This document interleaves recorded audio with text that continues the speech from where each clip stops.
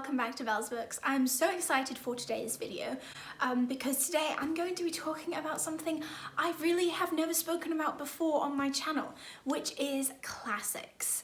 So in my opinion, classics are the most intimidating genre, if they can be called a genre at all. The books seem more difficult, they seem longer, they seem set apart from normal books. And there seems like there is so much pressure to enjoy them because they've already been decided by humanity to be excellent, to be outstanding, to be exemplary. So when you read them, you feel like you have to enjoy them. To decide you don't care for a classic seems like not just an opinion, but a failure on your own part to enjoy good literature. If any of those thoughts made sense to you, then keep watching because today I'm going to be breaking down those thoughts and that stereotype and also giving you 5 tips for how you can enjoy and learn to love classical literature without the pressure, without the burden, and just become a reader of it. So first of all, let's break down the word classic. Where did it come from? Why do we allow it to intimidate us? So the word classic in regard to literature goes back to the early 16th century when it referred to ancient authors whose writing was of excellent quality. So this might have included, for instance, the work of Plato, the philosopher. The purpose was to study older texts in order to better understand later times. For example, to see how antique, meaning Greek or Roman text, shaped the medieval times. So the word classic was entirely connected to education. Classics became texts assigned in class. This connotation has never been lost, and the books that we today consider classics are those that we associate with academics and studying. But basically, classics are books that humans have decided are excellently written and should be studied. But that doesn't mean that we have to enjoy every single classic ever written.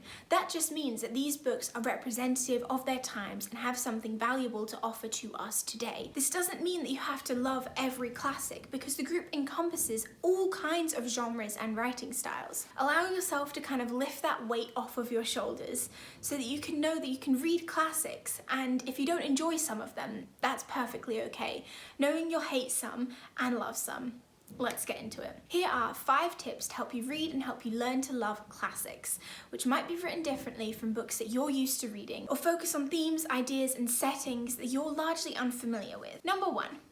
Try some of the more recent modern classics. The more modern classics can be more comfortable to read because the writing style and vocabulary are often familiar, and the stories can therefore be easier to get into. You might want to try The Great Gatsby by F. Scott Fitzgerald, 1984 by George Orwell, The Haunting of Hill House by Shirley Jackson, or 84 Charing Cross Road by Helene Hunt. So tip number 2 is try some of the shorter classics. Reading shorter classics can be very motivating because you'll get through them more quickly and feel like you're making progress on your reading list. So why not pick a short work by an author that you'd really like to get to know? For example, try The Picture of Dorian Gray by Oscar Wilde. This is my personal favourite. Frankenstein by Mary Shelley.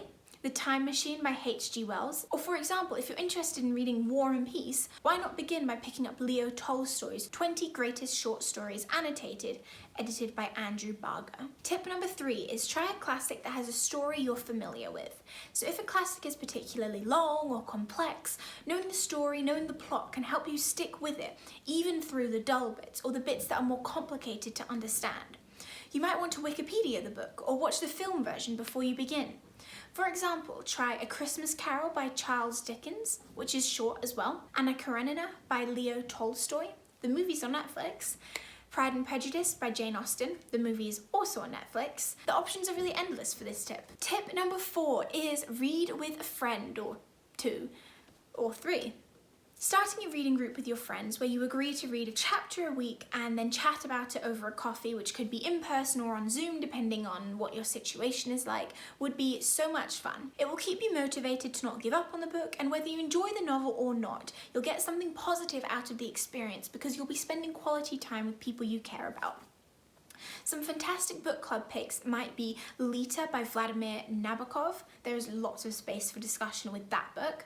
Gone with the Wind by Margaret Mitchell. Very long, very romantic, so group motivation might be good.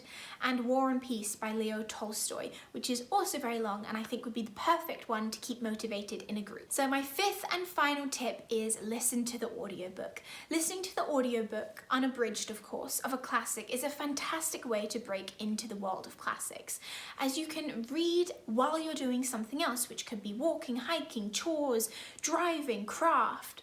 And it's easier to keep moving through the story because you don't have to put energy into not giving up. All you have to do is listen. It literally couldn't be easier. So I've listened to these classics through Audible and I've absolutely loved them. Mansfield Park by Jane Austen, Wuthering Heights by Emily Bronte, and Anna Karenina by Leo Tolstoy. So I hope this video has helped you and I hope that you can learn to love classics through some of these tips and really get reading an otherwise intimidating genre. Thank you so much for clicking. Please don't forget to subscribe and like for more videos, and I will see you next time. Bye!